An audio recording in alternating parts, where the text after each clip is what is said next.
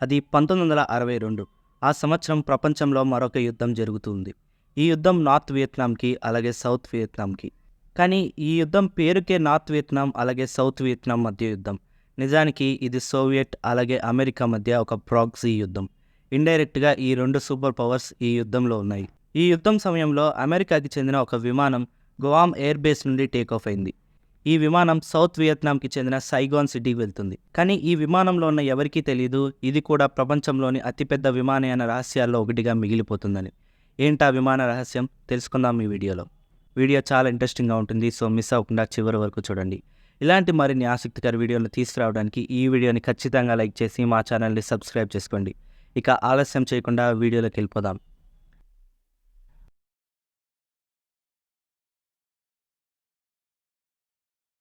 అది 1962 మార్చి 14. అమెరికాలోని కాలిఫోర్నియా రాష్ట్రంలోని ట్రావిస్ ఎయిర్ బేస్. ఆ సమయంలో ఆ ఎయిర్ బేస్లో ఒక విమానం టేకాఫ్కి రెడీగా ఉంది. ఆ విమానం ఫ్లయింగ్ టైగర్ లైన్ 759 ఫ్లైట్. ఇది ఒక సివిలియన్ ఎయిర్క్రాఫ్ట్. మొదట్లో అమెరికా వియత్నాం యుద్ధంలో నేరుగా పాల్గొనలేదు, కానీ ఇండైరెక్ట్గా సౌత్ వియత్నాంకి డబ్బు, ఆయుధాలు పంపుతూ వెనుక నుండి సహాయం చేస్తూ ఉంది. దీంతో యుఎస్ యుద్ధంలో డైరెక్ట్గా పాల్గొన్నట్లు కనబడకుండా ఆయుధాలు, యుద్ధ సామాగ్రిని తీసుకువెళ్ళడానికి సాధారణ విమానాలే వాడేది. ఈ విమానం కూడా అలాంటిదే. ఇది ఒక సివిలియన్ ఎయిర్క్రాఫ్ట్ అయినప్పటికీ ఈ విమానం యుద్ధ సామాగ్రిని సరఫరా చేస్తుంది. ఆ రోజు ఈ విమానం 93 మంది అమెరికా సైనికులను సౌత్ వియత్నాం తీసుకెళ్తుంది. వీరంతా వెల్ ట్రైన్ సైనికులు. అంతేకాదు ఎలక్ట్రానిక్స్ అలాగే కమ్యూనికేషన్లో వీరంతా ఎక్స్పర్ట్స్. వీళ్ళు ఒక సీక్రెట్ ఆపరేషన్ కోసం అమెరికా అధ్యక్షుడు జాన్ ఎఫ్ కెనడీ చేత ఎంపిక చేయబడ్డారు. వీరితో పాటు విమానంలో 3 వియత్నాం సైనికులు కూడా ఉన్నారు. వీరందరూ ఈ ఫ్లైట్లో సౌత్ వియత్నాంలోని సైగాన్ సిటీకి వెళ్తున్నారు. మొత్తం 96 మంది ఫ్లైట్లోకి ఎక్కారు. ఇది లాక్హీడ్ సూపర్ కాన్స్టలేషన్ మోడల్ విమానం. ఈ విమానం కాలిఫోర్నియా నుండి సైగాన్కి వెళ్తుంది. మొత్తం సుమారుగా 16,000 కిలోమీటర్ల దూరం. ఇంత దూరం ప్రయాణించాలంటే ఫ్లైట్కి చాలాసార్లు రీఫ్యూయల్ చేయాలి. దీంతో రీఫ్యూయల్ కోసం జర్నీలో ఈ ఫ్లైట్కి 4 స్టాప్స్ ప్లాన్ చేశారు. హవాయ్, వేక్ ఐలాండ్, గువామ్ అలాగే మనీలాలో రీఫ్యూయలింగ్ స్టాప్స్ ఏర్పాటు చేశారు. ఇది అత్యంత సీక్రెట్ మిషన్. ఈ మిషన్ ఏంటి అనేది అమెరికా చాలా సీక్రెట్గా ఉంచింది. ఇప్పటి వరకు ఈ మిషన్ ఏంటో ఎవ్వరికీ తెలియదు. ఉదయం 5 గంటలకు ఫ్లైట్ ట్రావిస్ ఎయిర్ బేస్ నుండి టేకాఫ్ అయింది. ఈ ఫ్లైట్కి కెప్టెన్ 48 ఏళ్ల జార్జ్ పి థామస్. ఈయనతో పాటు ఫ్లైట్లో 7 క్రూ మెంబర్స్ అలాగే 4 ఎయిర్ హోస్టెస్ ఉన్నారు. టేకాఫ్ అయిన కొంతసేపటి తర్వాత ఫ్లైట్లో ఇంజన్స్లో ప్రాబ్లమ్స్ మొదలయ్యాయి. ఇంజన్ 1 అలాగే ఇంజన్ 3లో ఇగ్నిషన్ ప్రాబ్లమ్స్ రిపోర్ట్ అయ్యాయి. అంతా సరిగ్గా స్టార్ట్ చేసామా లేదా అని పైలట్స్ చెక్ చేసుకున్నారు. బట్ అంతా కరెక్ట్గానే చేశారు. అప్పటికే విమానం పసిఫిక్ ఓషన్ మీదకు వచ్చేసింది. దీంతో పైలట్స్ హవాయ్కి జర్నీని కంటిన్యూ చేశారు. ఆ రోజు సాయంత్రం 5:45 నిమిషాలకు ఫ్లైట్ హవాయ్లోని ఎయిర్ బేస్లో ల్యాండ్ అయింది. ఆ సమయంలో మెయింటెనెన్స్ ఇంజనీర్స్ ఇంజన్స్ యొక్క ఇగ్నిషన్ ప్రాబ్లమ్ని ఫిక్స్ చేయడానికి ట్రై చేశారు. ఆ తర్వాత ప్లేన్ని రీఫ్యూయల్ చేశారు. ఫ్లైట్లో క్రూకి ప్లేస్ లేకపోవడంతో ఆ ఎయిర్ బేస్లో ప్లేన్లోకి మ్యాట్రసెస్ ఎక్కించారు. ఈ మ్యాట్రసెస్ని స్పేస్ కోసం ఫ్లోర్ మీద పరిచారు. కొంతసేపటి తర్వాత ప్లేన్ ఆ ఎయిర్ బేస్ నుండి వేక్ ఐలాండ్లోని ఎయిర్ బేస్కి బయలుదేరింది. అలా ఫ్లైట్ మళ్ళీ టేకాఫ్ అయిన కొంతసేపటికి ఫ్లైట్ ఇంజన్స్లో మళ్ళీ ఇగ్నిషన్ ప్రాబ్లమ్స్ మొదలయ్యాయి. బట్ ఫ్లైట్ క్రూ చేసేదేమీ లేక నెక్స్ట్ స్టాప్కి జర్నీని కంటిన్యూ చేశారు. అలా 8 గంటల ప్రయాణం తర్వాత ప్లేన్ వేక్ ఐలాండ్ ఎయిర్ బేస్కి చేరుకుంది. మార్చి 15న ప్లేన్ వేక్ ఐలాండ్కి చేరుకుంది. వేక్ ఐలాండ్లో కూడా ఇంజనీర్స్ ఇగ్నిషన్ ఇష్యూస్ని ఫిక్స్ చేయడానికి ట్రై చేశారు. ఈ ఎయిర్ బేస్లో ఫ్లైట్లో ఎయిర్ హోస్టెస్ కూడా చేంజ్ అయ్యారు. కొత్త ఎయిర్ హోస్టెస్ ఈ ఎయిర్ బేస్లో ఫ్లైట్ ఎక్కారు. అలా సరిగ్గా గంట సమయం తర్వాత ఆ విమానం మళ్ళీ టేకాఫ్ అయింది. ఈసారి గువామ్ వెళ్తుంది. ఇంజనీర్స్ చేసిన రిపేర్స్ సక్సెస్ అయ్యాయి. ఆ తర్వాత ఫ్లైట్లో ఇగ్నిషన్ ఇష్యూస్ రాలేదు. దీంతో ఎలాంటి ఇబ్బంది లేకుండా ప్లేన్ 6 గంటల ప్రయాణం తర్వాత గువామ్లోని ఆండర్సన్ ఎయిర్ బేస్లో ల్యాండ్ అయింది. అప్పటికే చాలా గంటలు ప్రయాణం చేయడంతో ప్లేన్లోని ప్రయాణికులు అలాగే క్రూ మెంబర్స్ అందరూ ఫుడ్ కోసం అలాగే రిలాక్స్ అవడం కోసం బయటకు వెళ్లారు. సుమారు 15 నిమిషాల వరకు ప్లేన్ ఖాళీగానే ఉంది. 15 నిమిషాల తర్వాత క్రూ అలాగే ప్యాసింజర్స్ అందరూ మళ్ళీ ఫ్లైట్ ఎక్కారు. దీంతో కొంతసేపటి తర్వాత ఫ్లైట్ గువామ్ నుండి టేకాఫ్ అయింది. ఫ్లైట్కి next stop Philippines capital Manila. మనీలాలోని క్లార్క్ ఎయిర్ ఫోర్స్ బేస్కి ఫ్లైట్ బయలుదేరింది. అంతా బాగానే జరిగితే 6 గంటల్లో ఈ విమానం మనీలా చేరుకుంటుంది. సరిగ్గా రాత్రి 7 గంటలకు విమానం మనీలా చేరుకుంటుంది. ప్లేన్లో 9 గంటలకు సరిపడా ఫ్యూయల్ ఉంది. వాతావరణంలో కూడా ఎలాంటి ఇబ్బందులు లేవు. ఆ సమయంలో విమానం 2 టవర్స్తో కాంటాక్ట్లో ఉంది.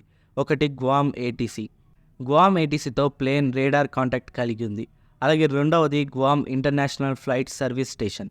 ఈ సర్వీస్ స్టేషన్తో ఫ్లైట్ రేడియో కాంటాక్ట్ మాత్రమే కలిగి ఉంది. ఫ్లైట్ టేకాఫ్ అయిన కొంతసేపటి తర్వాత flight captain Guam international flight service స్టేషన్ని రేడియో ద్వారా కాంటాక్ట్ అయ్యి ఫ్లైట్ 751 డిపాచర్ అయినట్లు గువామ్, మనీలా అలాగే కాలిఫోర్నియాలో ఉన్న టైగర్ లైన్స్ ఆఫీసర్స్కి తెలియజేయమని కోరాడు. కెప్టెన్ ఇలా అడగటం ఆ ప్రయాణంలో మొదటిసారి. కెప్టెన్ ఇలా ఎందుకు కోరాడో Guam international flight service station సిబ్బందికి అర్థం కాలేదు. అయినప్పటికీ ఆ ఇన్ఫర్మేషన్ని టైగర్ లైన్స్ ఆఫీసర్స్కి తెలియచేశారు. 10 నిమిషాల తర్వాత పైలట్స్ ఫ్లైట్ ఎత్తును 10,000 ఎత్తు నుండి 18,000 అడుగుల ఎత్తుకు పెంచడానికి క్లియరెన్స్ కోరారు. దీంతో గువామ్ ఏటీసీ ఎత్తు పెంచడానికి క్లియరెన్స్ ఇచ్చింది. అలా కొంతసేపటి తర్వాత ఫ్లైట్ గువామ్ ఏటీసీ నుండి 160 కిలోమీటర్ల దూరం వెళ్ళిపోవడంతో ఫ్లైట్ గువామ్ ఏటీసీ రేడార్ నుండి బయటికి వెళ్ళిపోయింది. దీంతో ఫ్లైట్తో గువామ్ ఏటీసీకి కాంటాక్ట్ పోయింది. దీంతో ఆ ఫ్లైట్ ఆ సమయంలో ఏ ఎయిర్ ట్రాఫిక్ కంట్రోల్ పర్యవేక్షణలో లేదు. కేవలం గువామ్ ఇంటర్నేషనల్ ఫ్లైట్ సర్వీస్ స్టేషన్తో మాత్రమే రేడియో కాంటాక్ట్ కలిగి ఉంది. GMT 1:30 PMకి ఫ్లైట్ 16,000 అడుగుల ఎత్తుకు చేరుకుంది. ఓషన్ క్రాసింగ్ రూల్స్ ప్రకారం ప్రతి గంట సేపటికి ఒకసారి ఫ్లైట్ యొక్క లొకేషన్, ఆల్టిట్యూడ్ అలాగే ఫ్యూయల్ గురించి రేడియో కాంటాక్ట్ ద్వారా గువామ్ ఇంటర్నేషనల్ ఫ్లైట్ సర్వీస్ స్టేషన్కి కెప్టెన్ అప్డేట్ ఇవ్వాలి. GMT 2:22 PMకి కెప్టెన్ రేడియో ద్వారా సర్వీస్ స్టేషన్కి సమాచారం అందించాడు. ఫ్లైట్ గువామ్ నుండి 500 కిలోమీటర్ల దూరంలో ప్రయాణిస్తున్నట్లు కెప్టెన్ చెప్పాడు. అలాగే కెప్టెన్ ఫ్లైట్లో ఇంకా 8 గంటలకు సరిపడా ఫ్యూయల్ మిగిలి ఉందని చెప్పాడు. అలాగే GMT 7:15 PM కల్లా క్లార్క్ ఎయిర్ ఫోర్స్ బేస్కి ఫ్లైట్ చేరుకుంటున్నట్లు కెప్టెన్ చెప్పాడు. ఇక్కడ దాకా అంతా బాగానే ఉంది. ఫ్లైట్లో ఎలాంటి ఇష్యూస్ ఉన్నట్లు కెప్టెన్ సర్వీస్ స్టేషన్కి రిపోర్ట్ చేయలేదు. కానీ కెప్టెన్ రేడియో ద్వారా ఇచ్చిన ఈ సమాచారమే ఈ విమానం నుండి వచ్చిన చివరి సమాచారం. ఇక ఆ తర్వాత ఈ ఫ్లయింగ్ టైగర్ లైన్ ఫ్లైట్ 75 నుండి ఎవరు ఎలాంటి సమాచారం వినలేదు. GMT 3:30 PMకి ఫ్లైట్ నుండి మళ్ళీ సమాచారం రావాల్సి ఉంది. ఆ సమయంలో సర్వీస్ స్టేషన్లో రేడియో ప్రాబ్లం ఏర్పడింది. దీంతో 10 నిమిషాల తర్వాత ఈ ప్రాబ్లం సాల్వ్ అయింది. 10 నిమిషాల తర్వాత సర్వీస్ స్టేషన్ ఆపరేటర్ ఫ్లైట్ నుండి సమాచారం రాకపోవడంతో ఫ్లైట్ని కాంటాక్ట్ అవ్వడానికి ప్రయత్నించాడు. బట్ ఆ ఫ్లైట్ నుండి ఎలాంటి సమాధానం లేదు. అలా సమయం గడుస్తూ ఉంది. బట్ ఎలాంటి అప్డేట్ లేదు. ఫ్లైట్తో కాంటాక్ట్ అవ్వడానికి సర్వీస్ స్టేషన్ ఆపరేటర్ 20 సార్లు ప్రయత్నించాడు. కానీ ఈ ప్రయత్నం ఫలించలేదు. GMT 4 PM ఆ సమయానికి ఫ్లైట్ నుండి ఇన్ఫర్మేషన్ రాక 90 నిమిషాలు అవుతుంది. ఈ సమయాన్ని బాగా గుర్తుపెట్టుకోండి. అలా 3 గంటలు గడిచిపోయాయి. 3 గంటల తర్వాత GMT 7:15 PMకి ఫ్లైట్ క్లార్క్ ఎయిర్ ఫోర్స్ బేస్కి చేరుకోవాల్సిన సమయం వచ్చేసింది. బట్ ఫ్లైట్ చేరుకోలేదు. దీంతో 15 నిమిషాల తర్వాత 7:30కి పూర్తిస్థాయి సర్చ్ ఆపరేషన్ ప్రారంభించారు. కానీ వెతకాల్సింది పసిఫిక్ మహాసముద్రంలో. పైగా అది నైట్ టైం. విమానం చివరిసారిగా కనిపించింది ఈ ప్రదేశంలోనే. ఆ తర్వాత 5 గంటల వరకు ఎలాంటి సమాచారం లేదు. దీంతో ఈ సర్కిల్లో ఈ విమానం ఎక్కడైనా ఉండొచ్చు. ఒకవేళ విమానం ఇంకా ప్రయాణిస్తూ ఉంటే ప్లేన్లో ఇంకా 3 గంటలకు సరిపడా ఫ్యూయల్ మాత్రమే ఉంటుంది. బట్ ఆ 3 గంటలు కూడా గడిచిపోయాయి. విమానం గురించి ఎలాంటి జాడ లేదు, సమాచారం లేదు. దీంతో విమానం తప్పిపోయినట్లు అమెరికా ప్రకటించింది. కోల్డ్ వార్ సమయంలో అమెరికా సైనికులను తీసుకెళ్తున్న ఒక విమానం ఆశ్చర్యకరంగా మాయమైపోయింది. విమానం ఏమైందో ఎవ్వరికీ తెలియదు. బట్ అప్పుడే ఒక చిన్న క్లూ దొరికింది. ఈ క్లూ గురించి తెలుసుకోవాలంటే కొంత సమయం వెనక్కి వెళ్ళాలి. GMT 4 PMకి విమానం మిస్ అయ్యి 90 నిమిషాల సమయం అవుతుంది.